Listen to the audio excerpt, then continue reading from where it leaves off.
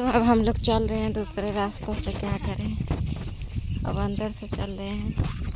हम लोग तो यहाँ आके भटक गए, देख सकते हैं। अरे ये देखिए, ये तो ऊल लग रहा है फल से। एक से एक आप लोग को पेड़ देखने के लिए मिलेगा, आप लोग वीडियो बने रहिए, मैं दिखाती हूँ।